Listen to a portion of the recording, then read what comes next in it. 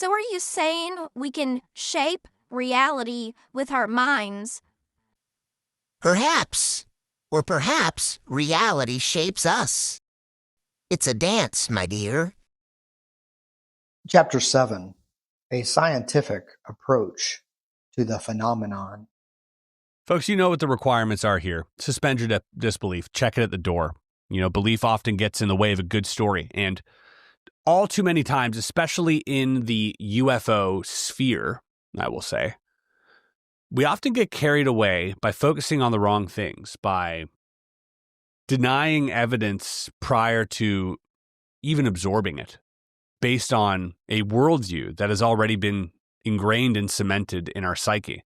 To willingly suspend your disbelief in order to absorb information is a skill that I'm sure that you all possess. To deny information and ridicule it outright prior to absorbing the information, this makes you an accomplice to the cover-up. Intaking information does not mean having to believe it.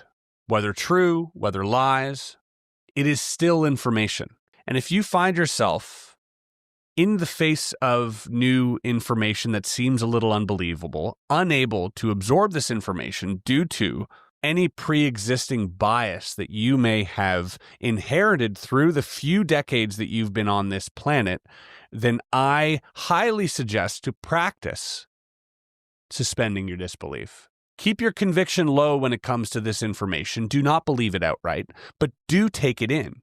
Only then will you be able to make connections through this and maybe weed out the possible truth that lies within these documents. There might be one piece of information here that connects to something that you already know, and that might unlock an entire new reality for you. Or not. Either way, let's have fun. By Chris Ramsay from Area 52 Investigations. The Official Alien Interview, Matilda McElroy, Part 1.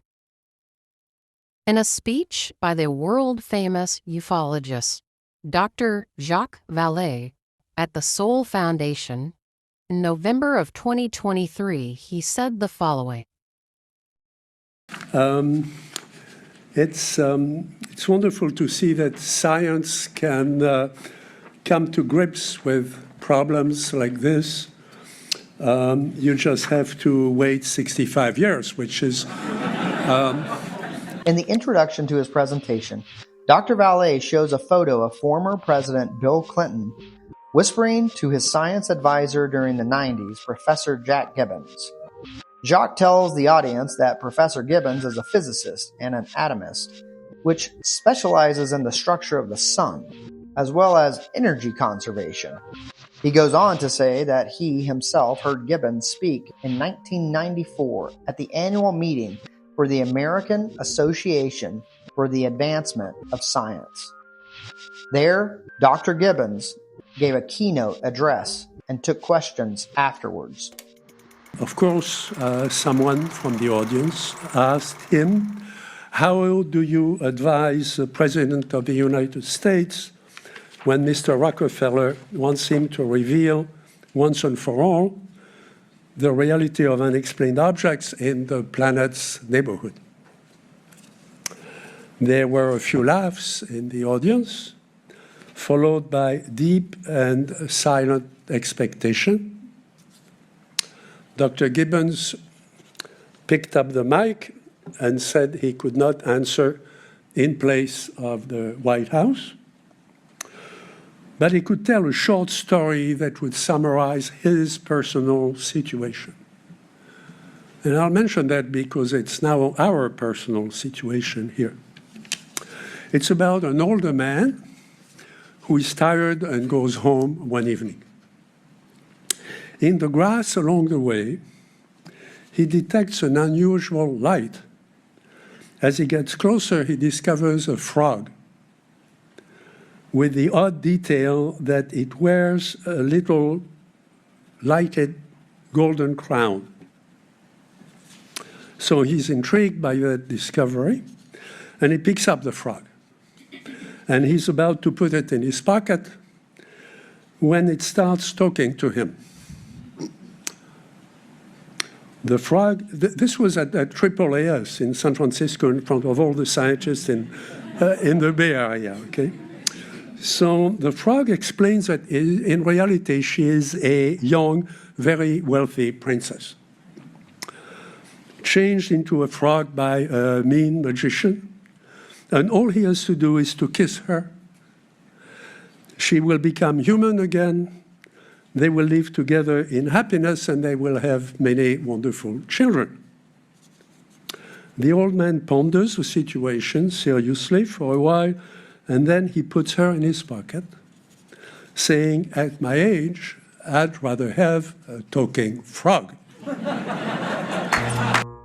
Without necessarily knowing that they, too, prefer a talking frog, this is essentially the response I get from my friends and family members when I bring up any information regarding what has come to be known as the phenomenon. What is the phenomenon? Currently, our culture is more knowledgeable or has more data available regarding the UFO phenomenon than ever before. Side note, if you're a natural skeptic, no worries, brother, because you're on the science side of the book. Now pause your reading and search UAP congressional hearings and U.S. government whistleblowers on recent podcasts and YouTube channels. Be a skeptic, open to new data and information.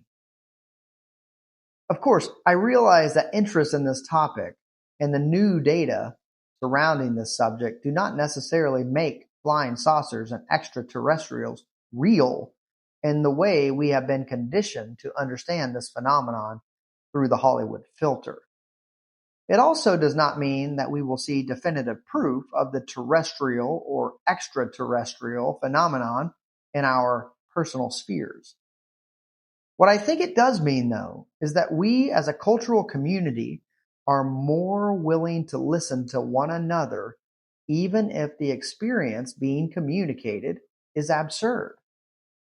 So, to the misdirectors out there, I say to you, sir or madam, your time is up.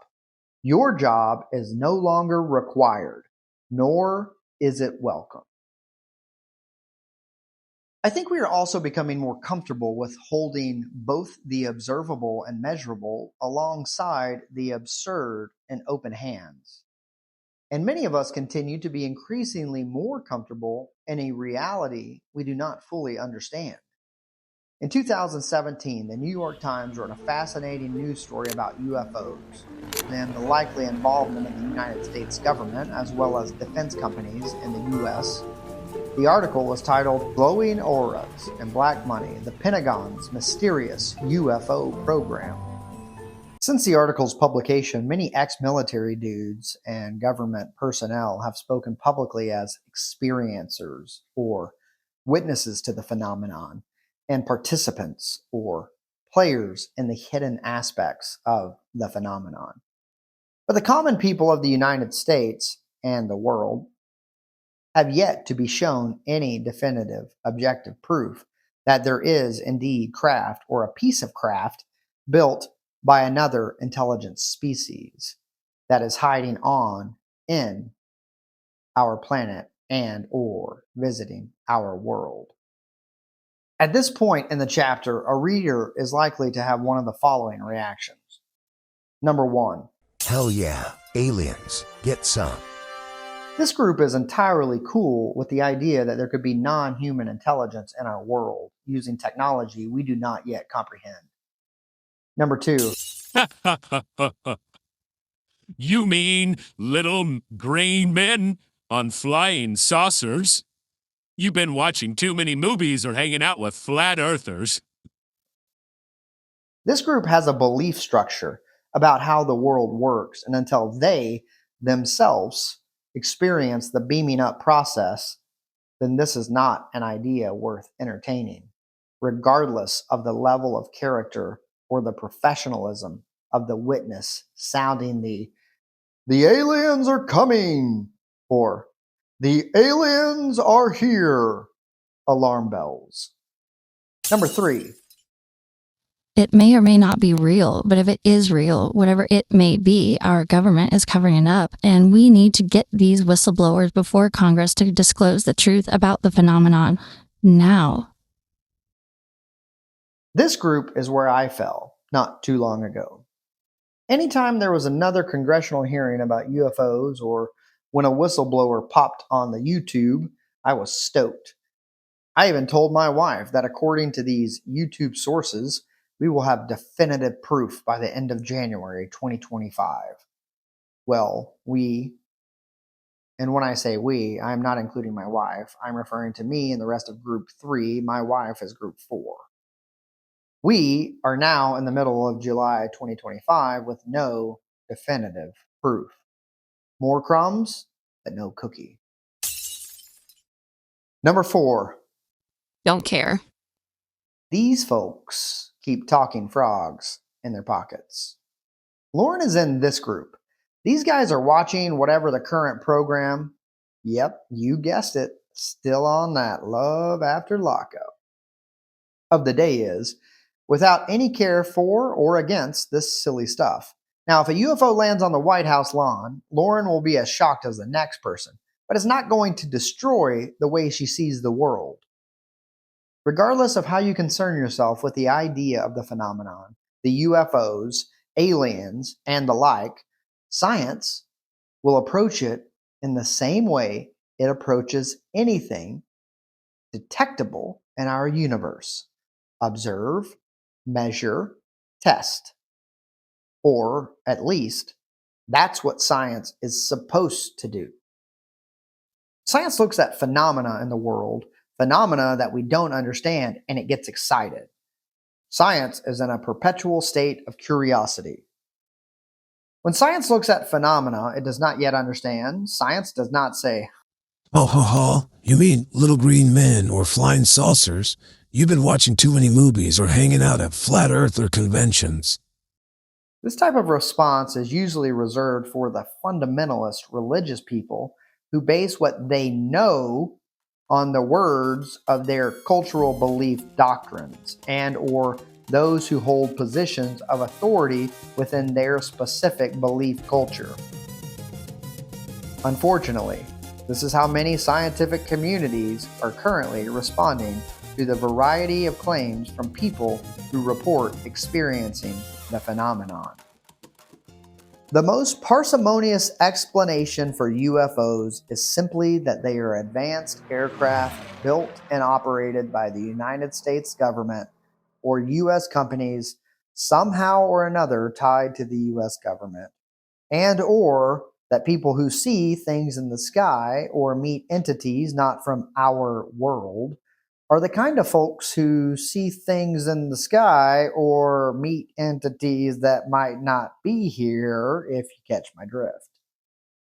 A more extraordinary explanation calls into question the current paradigm that physical matter is the basis of the universe, and that these objects are in violation of the physical laws of the universe. Well, that just can't be.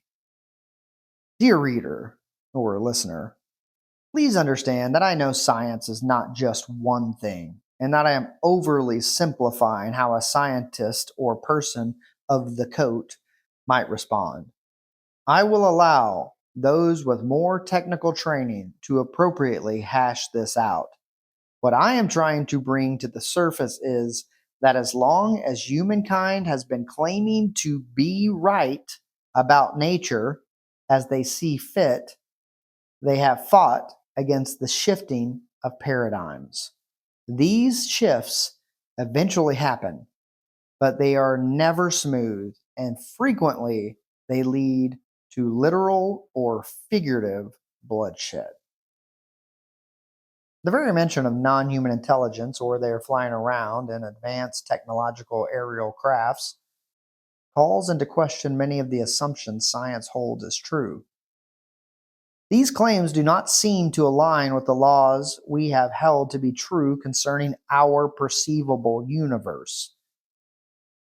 Unfortunately, as far as I know, the common scientists who conduct experiments in the light of day and submit their research for review by their peers do not have any physical craft in their possession with which to collect new data.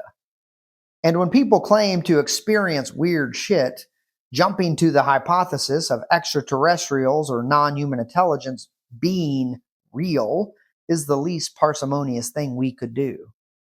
So how should science approach something people claim to have experienced when the experience itself violates many of the philosophical assumptions science currently holds? I suggest we look for new models to help us understand our experience with the world around us, ourselves, and reality at large. The cave. A couple things to note here about Plato's allegory of the cave. Number one, I've never read The Republic, Plato's book where the allegory appears, nor have I ever had an official course in philosophy. Number two, anything I have learned about this topic has been through books or videos that reference the cave allegory. For example, Third Eye Drops YouTube channel, excellent conversations about Plato and the allegory of the cave. In Plato's allegory of the cave, we've come to learn that there's a difference in being right and knowing. There's also a difference in knowing and understanding through direct experience. My issue with science, as I have been characterizing it, is that the scientific approach has become more concerned with being right than in knowing. Maybe science should take a lesson from the late, great philosophical songwriter Todd Snyder. If you're trying to change the way a stranger's life will have to go, I believe this is where I want to stick to what I know, which is nothing, nothing for sure, so chill till the next episode. I believe by chill, Professor Snyder here is saying to us as scientific practitioners that we don't have to know, but must do our best using the scientific principles and methods that have been proved to be effective. And change that shit up when we need to. In Plato's cave, there are prisoners chained to a wall. Prisoners see images on the wall that they view to be real in the sense that shadow images are actual things in and of themselves. These shadows are the only thing that the prisoners can experience given their position in the world. It's not that what they see or sense is unreal.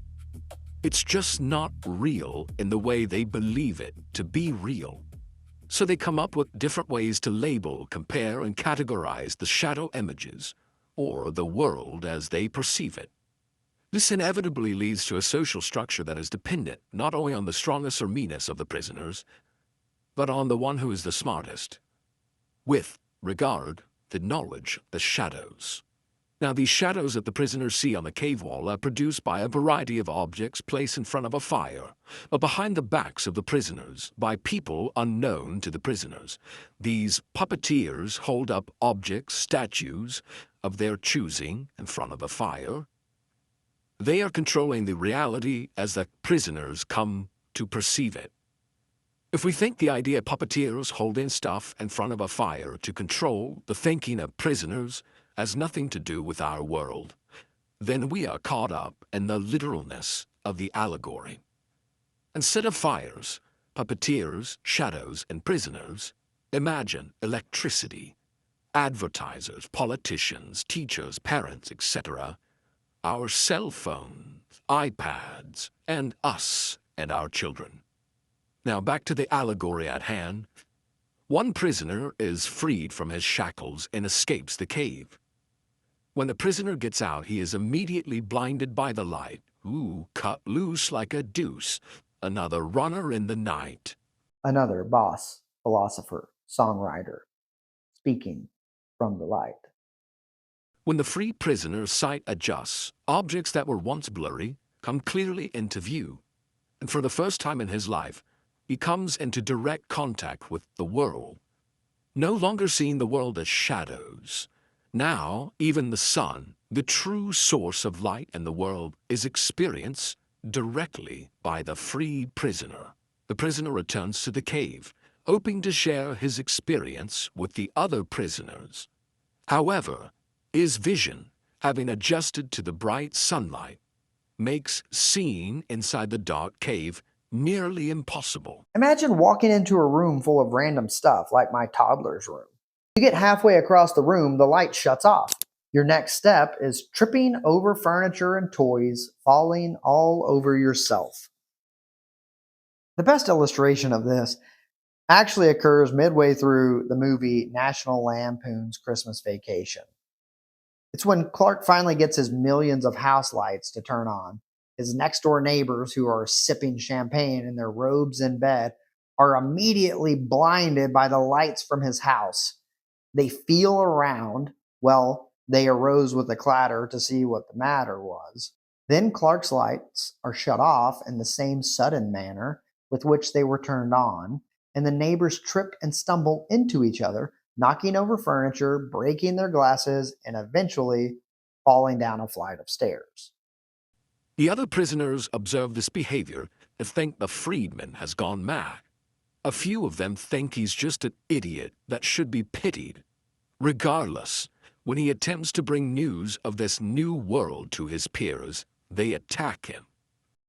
If we take the Cave of Shadows to be the natural world as we perceive it through our senses, then we can better understand the role scientists and psychologists play in our world of physical objects or matter.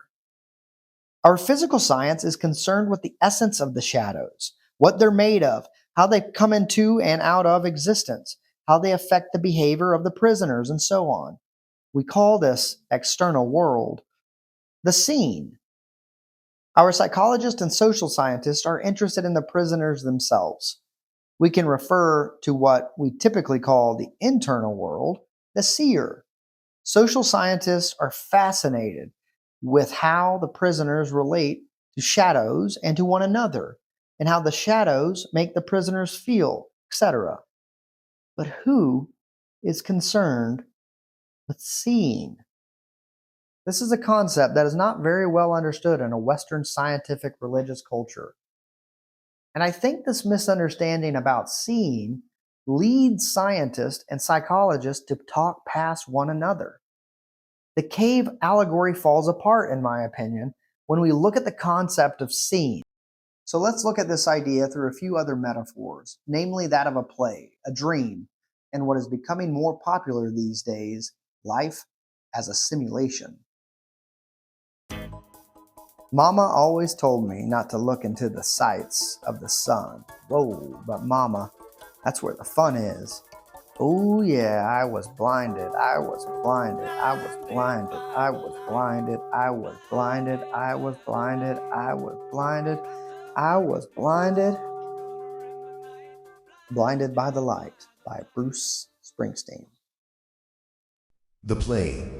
Imagine an actor arrives at the theater. She heads to the dressing room and gets into costume. She finishes her makeup. Then she looks into the mirror and says, "Oh, hello, Juliet." Capulet. At this point, Alice, the actor, is no more, and Juliet, the character, is now present. She's not crazy. She's just acting. The show must go on. It must, and it does, and Juliet plays her role perfectly. After the curtain closes and the audience has gone home, Juliet walks back into the dressing room. She sits, drops her head into her hands. Juliet weeps. Many of the cast members surround her. They're all a bit shocked, given her perfect performance.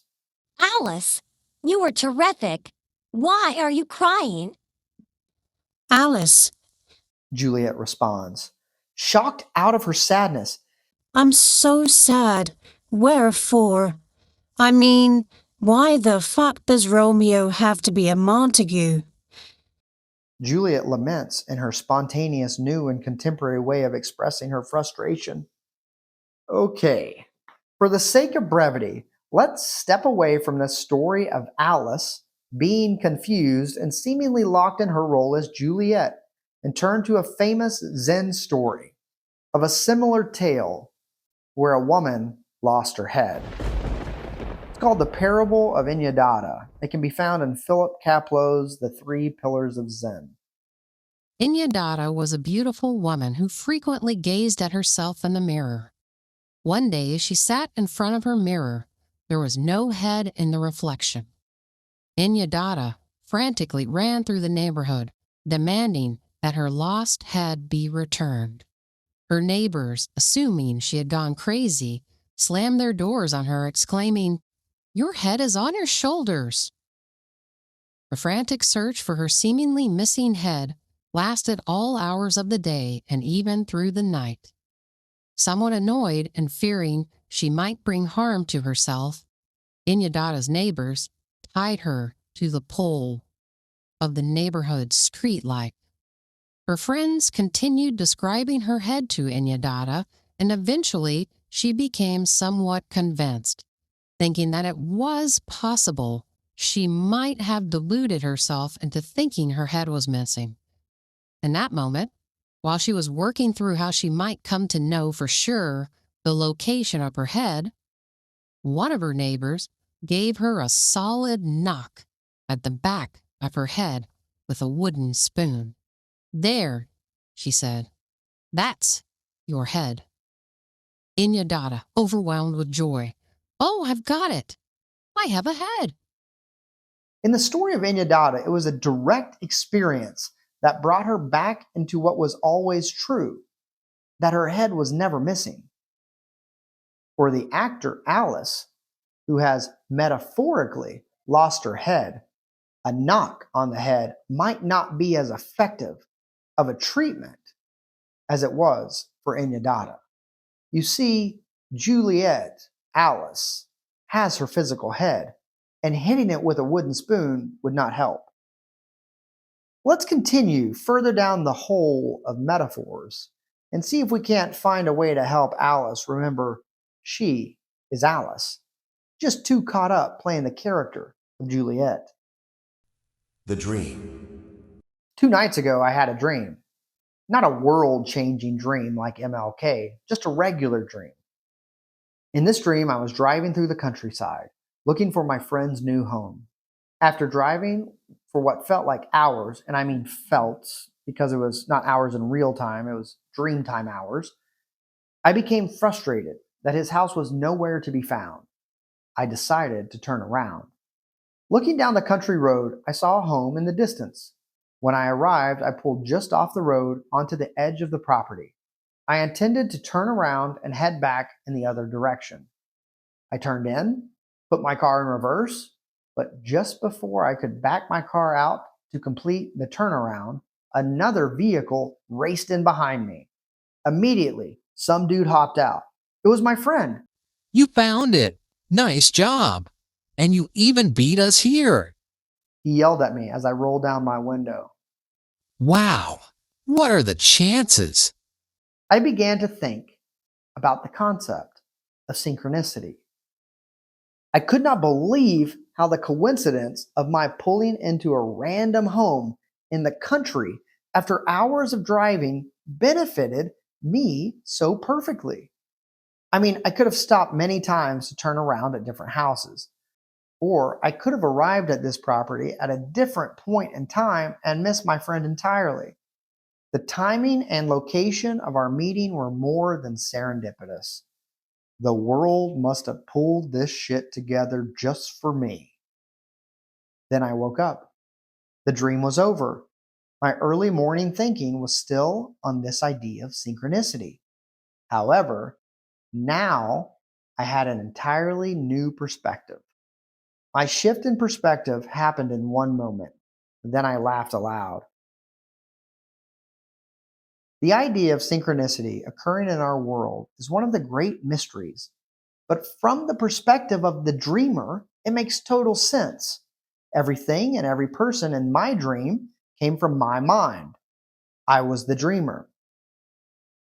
I was the dreamer.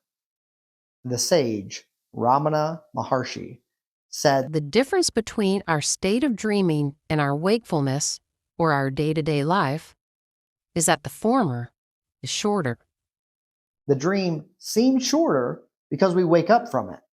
When we wake up from a dream, it does not matter if the dream was fun, scary, sad, or serendipitous. Each time we wake up, we think to ourselves, oh, that was just a dream. But in our waking life, it does not seem like a dream because we are still in it. Everything seems so real because we are in the dream. The world seems real to the prisoner watching shadows, the actor and character, and the dreamer in a dream. If Alice is lost in her character, the way my dream self was lost in the countryside, then there's only one way out. In the inside. But what does all this talk about acting, prisoners, and dreaming have to do with science? What does it have to do with UFOs or non-human intelligence? The idea I am playing with is that science and its view of reality, that there's a real world out there, is based on a paradigm that says the world is real because we can touch it. That the world is real because we can measure it. The world is real because we can agree on it. The world is real because it has laws that follow predictable patterns. But this is not equally true from the perspectives of the prisoner in the cave, the character in the play, and the dreamed people. Maybe, just maybe, the role of science in our world has nothing at all to do with explaining the world. Trying to use what is known to explain what is unknown is our error. The known can only point us back to the unknown. On the YouTube channel Sri Ramana's Teachings Q&As, Michael James discusses Ramana Maharshi's teaching on the world as a dream. In the video titled, Why is the Waking State Like a Dream According to Ramana Maharshi, James says, there is no evidence this, meaning the world around us, is anything other than a dream. Because whatever we experience now, we could equally well experience in dream.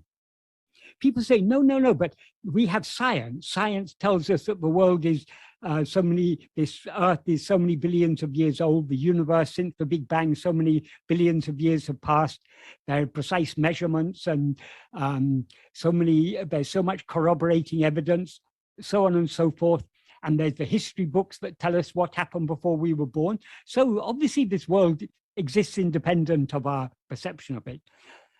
All these things we can experience in dream. In dream, you can go to you can attend a lecture or a TED talk about physics. Speaking of a TED, well, not TED talk per se, but the YouTube talk about physics, here's a guy discussing similar idea from a physics perspective.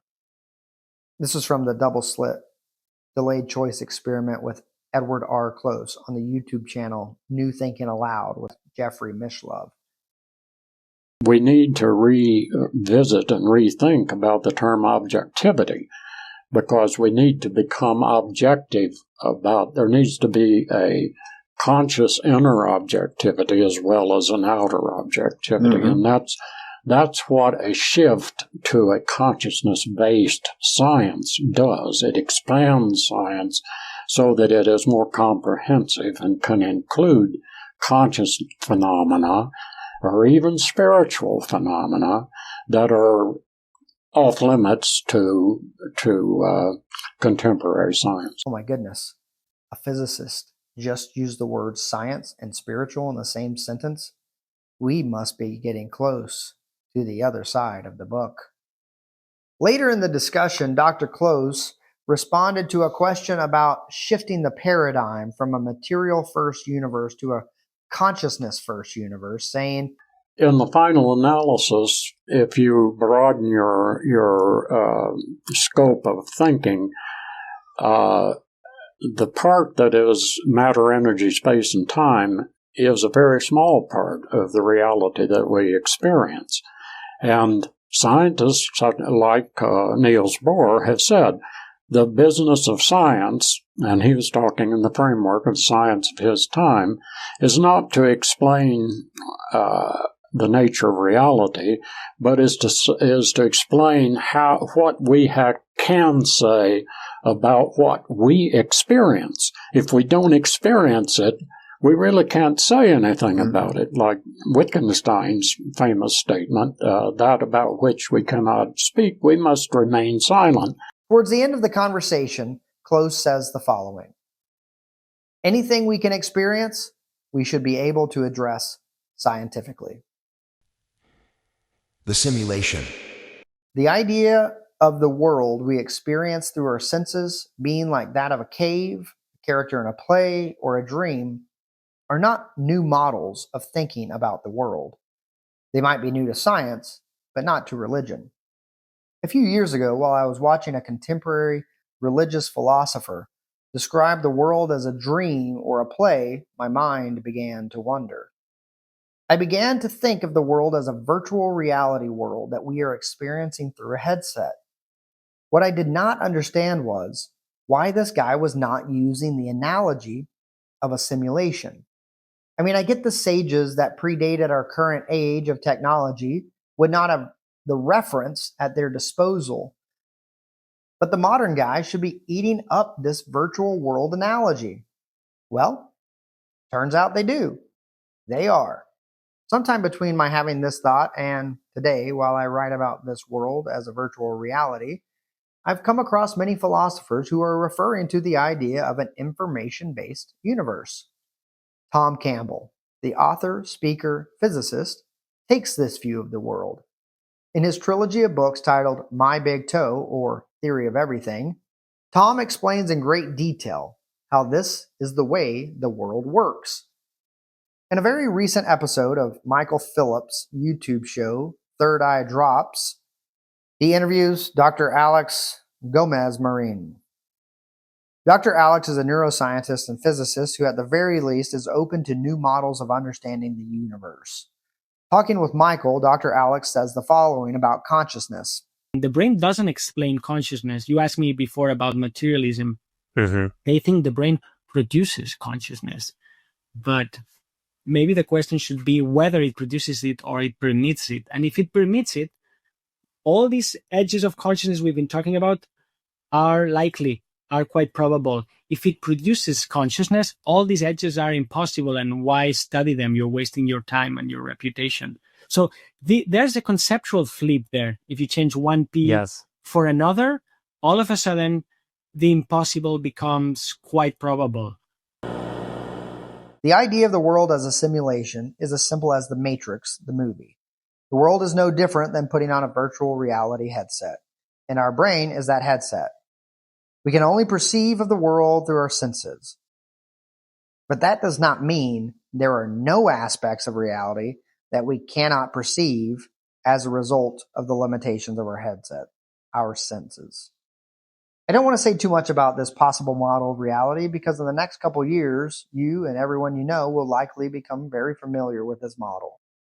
All I will say is, let it be a model. Don't make it a religion.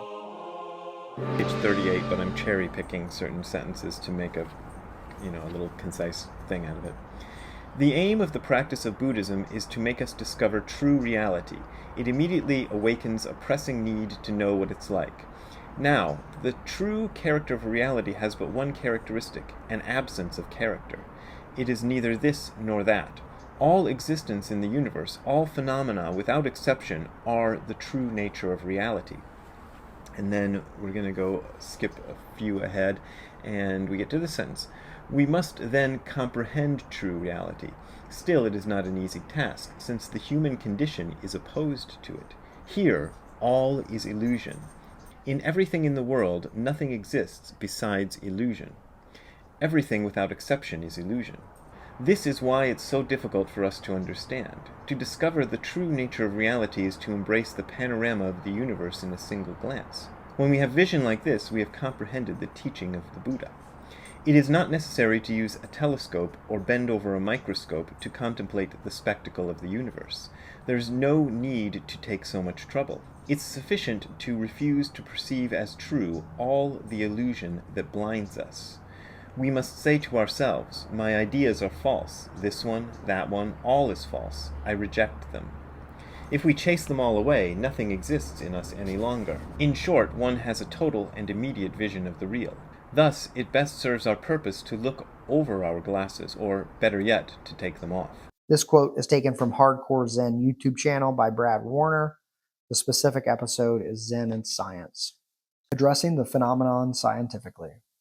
The phenomenon as being experienced in the world seems to defy much of what we have come to understand about the physical world, seen through the lens of a material science.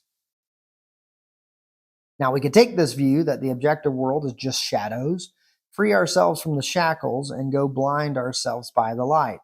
However, in Plato's cave allegory, it did not turn out very well for the freed prisoner when he returned, blinded by the light, stumbling around in the dark cave.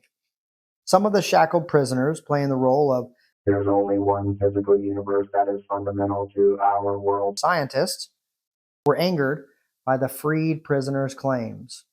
Others pitied him, thinking he was crazy. But in the original story, I'm pretty sure Plato wrote that the freedman was beaten to death by the shackled prisoners. And the literal story of Plato's life, his mentor, Socrates, was killed for his way of thinking about this world. Hopefully we have evolved past killing each other because we hold different ideas about the world. I think we are in that stage where we shame old teachers through social media for breaking newly designed cultural boundaries. That way we don't have to kill a man just because he misunderstands present-day shadows, when we can silence him and take away his Lifetime Achievement Award. Instead of challenging and throwing out science with the shadow bathwater, we can discuss an ontology of science. Ontology means how we talk about what is. This is one of two words, the other being epistemology, that if you say them both, you are immediately a philosopher, even if only an official amateur philosopher. In his 2018 paper titled Ontology of Behavior Analysis, Dr. William Baum has the following to say about what talking about what is.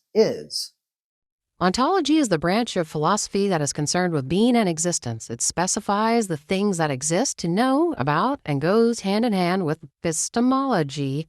He said it, not me. We know about those things. For example, Newton's law, force equals mass times acceleration, makes the ontological assertion that forces, masses, and acceleration exist, and the epistemological considerations would focus on how to study those things. The purpose of Baum's paper is to say that scientists should stick to what they know, being pragmatists, which is nothing, not being realists about the way they talk about behavior as process. Baum says the following about pragmatism. The pragmatist view of truth follows from this approach. William James, for example, denied absolute truth of the sort suggested by realism. Instead of supposing that theories approximate some ultimate real world, James regarded truth as comparative. Theory is more or less true insofar as it is useful in making sense of our experience. Kuhn, 1970, whose views coincided with pragmatism, maintained that a theory or paradigm that explained more phenomena or explained them more elegantly would gain more adherents among scientists and eventually become dominant for a while, until a superior theory or paradigm appears. If we as science take this approach to the phenomenon, it means that we can let go of the discussion about whether these experiences are really, or whether they are real. Baum introduces William James and discusses how pragmatism is the approach scientists should take when studying any perceivable thing in our universe, including the phenomenon. My goodness, it just occurred to me that if Dr. Baum ever gets his hands on this book and sees that I'm using his paper to discuss UFOs, aliens, etc., well, I'm not sure how he will respond. I hope he will see it as just another illogical, mysterious Zen koan that has no explanation and might be better left to experience. Insert praying hands emoji. Dr. Baum writes, William James, 1907-1974, presented pragmatism as having dual aspects, as a method for settling disputes and as a theory of truth. He pointed out that some questions lead only to endless disputes back and forth, with no satisfactory resolution. Is the world one or many, fated or free, material or spiritual? Here are notions, either of which may or may not hold good of the world, and disputes over notions are unending. The pragmatic method in such cases is to try to interpret each notion by tracing its respective practical consequences. What difference would it practically make to anyone if this notion rather than that notion were true? If there is no practical difference whatever can be traced, then the alternatives mean practically the same thing, and all dispute is idle. Whenever a dispute is serious, we ought to be able to show some practical difference that must follow from one side or the other's being right. In other words, if the answer to a question would in no way change the way science would proceed, then the question itself is at fault and merits no attention. The question of whether there is really a real independent objective world out there apart from our experience qualifies as one of those questions about which dispute is idle. James wrote that our conception of an object consists of nothing beyond its practical effects, what sensations we are to expect from it, and what reactions we must prepare. And to piggyback off this last sentence above by Baum and James, that our conception of an object consists of nothing beyond its practical effects, what sensations we are to expect from it, and what reactions we must prepare. I think it's wise that members of the scientific community take a pragmatic approach to the phenomenon that many in today's world are experiencing.